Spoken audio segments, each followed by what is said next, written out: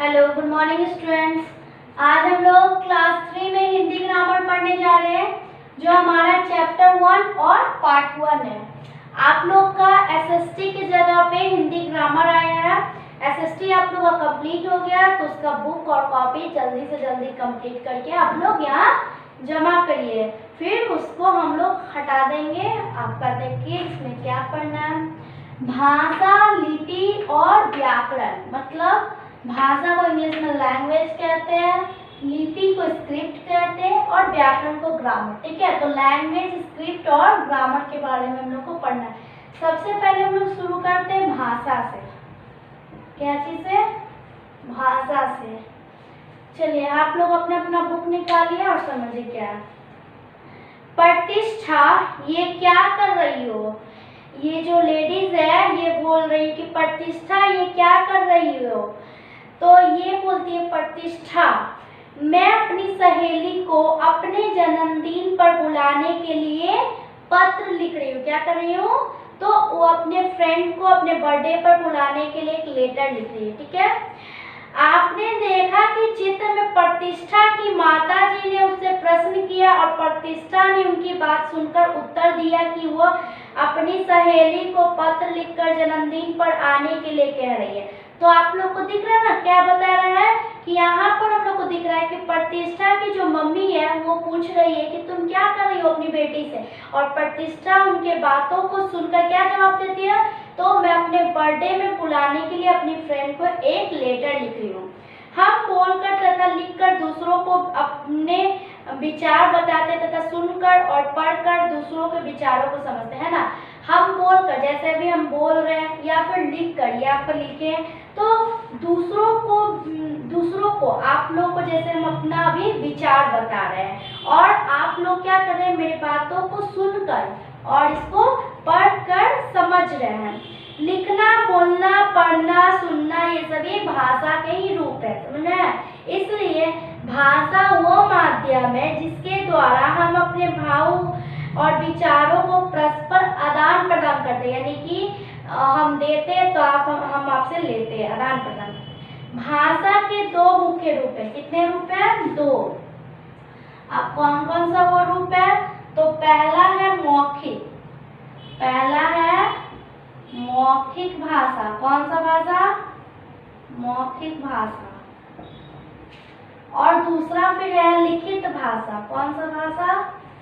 लिखित भाषा।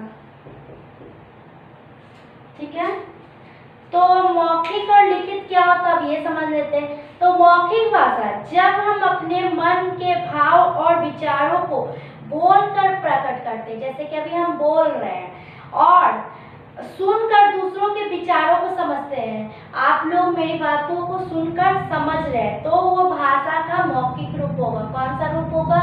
मौखिक रूप। दूसरा है फिर आपका लिखित रूप। कौन सा? लिखित रूप। जब हम अपने मन के भाव और विचारों को लिख कर प्रकट करते हैं, लिख के प्रकट किए हैं, और आप लोग क्या कर रहे हैं? इसको पढ़ के मेरे विचारों को समझ रहे, तो ये कौन सा रूप हो गया? लिखित रूप।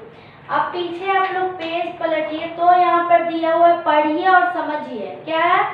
सिया अपनी सखी संजना के घर गई। सिया अपनी फ्रेंड संजना के घर गई। ठीक है, उसके बाद है संजना कविता लिख रही थी। क्या कर रही थी संजना? कविता लिख रही थी। उसने सिया को हाथ से बैठने का इशारा किया, मतलब वो लिख रही थी इसीलिए वो मुंह से नहीं बोली, हाथ से इशारा की बैठने के लिए। उसने अपनी कविता पूरी करके सिया को सुनाई। अब पूरा कविता लिख ली तो सिया को सुनाती है। उसको कविता बहुत अच्छी लगी, सिया को कविता बहुत अच्छी लगी। अब बताइए क्या है? संजना ने सिया को कविता कैसे सुनाई? कैसे सुनाएगी? बोली के ना सुनाएगी, बोलकर। यह भाषा का कौन सा रूप हुआ? मौखिक रूप, जिसमें वो बोलती है और दूसरा क्या करती है? उसका बात को सुनती है। मौखिक रूप में हम बोलकर अपनी बात समझाते हैं और दूसरे व्यक्ति सुनकर उसे समझते हैं। जैसे कि अभी मौखिक रूप है, हम अभी आप लोग को समझा रहे, तो हम बोल रहे और आप लोग मेरी बातों को सुनकर समझ रहे, तो ये कौन सा रूप हो गया? मौखिक रूप। संजना क्या कर रही थी? कविता लिख रही थी। संजना क्या कर रही थी? कविता लिख रही थी। यह भाषा का लिखित रूप है। जैसे कि अभी हम लिखे तो ये कौन सा रूप हुआ भाषा का? लिखित रूप। लिखित रूप में हम अपनी बात लिखकर दूसरों तक पहुंचाते हैं और दूसरे व्यक्ति पढ़कर बातों को समझते हैं। भाषा का एक अन्य रूप सांकेतिक भाषा भी। कौन सा भाषा?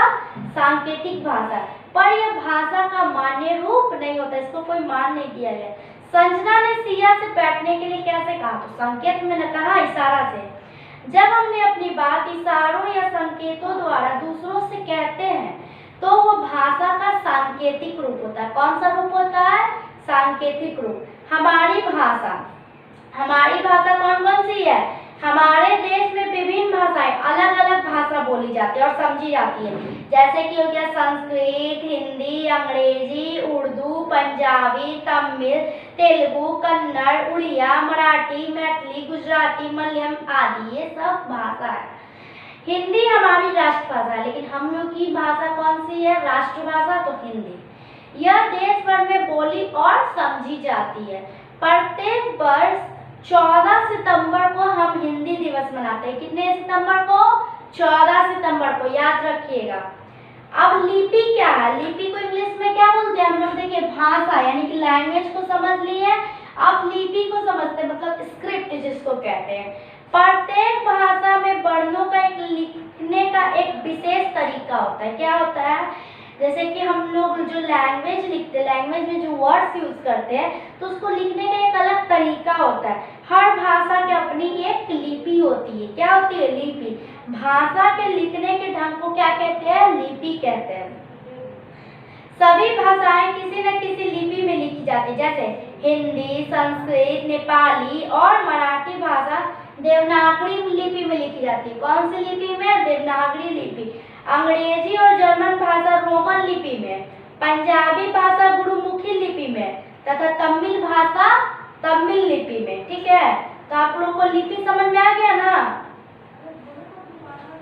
ठीक है, देखिए अब उसके आगे हम लोग को क्या पढ़ना? व्याकरण। व्याकरण मतलब ग्रामर। भाषा को शुद्ध पढ़ने, लिखने और बोलने का ज्ञान कराने वाले शास्त्र को क्या कहते हैं? व्याकरण। जैसे कि अभी हम लोग बोल रहे हैं, पढ़ रहे हैं, लिख रहे हैं, तो इस जो शास्त्र है उसको क्या कहते हैं? व्याकरण। पहला पॉइंट है, व्याकरण से हमें भाषा के शुद्ध रूप का ज्ञान होता है। दूसरा, व्याकरण के नियमों में बंधी भाषा सुंदर लगती है बहुत देखने में, इसलिए भाषा में हमें व्याकरण के नियमों का पालन करना चाहिए। तीसरा है, व्याकरण की 3 इकाइयां, वर्ण, शब्द और वाक्य। तो आप लोग का ये कंप्लीट हुआ। अब आप लोग क्या करिएगा? इसी को पढ़िएगा, फिर से समझिएगा, फिर हम लोग नेक्स्ट पार्ट में इसका क्या करेंगे? ऑब्जेक्टिव करेंगे। ठीक है, आप लोग इसको पढ़िए, समझिए, हम नेक्स्ट पार्ट में मिलते हैं। बाय।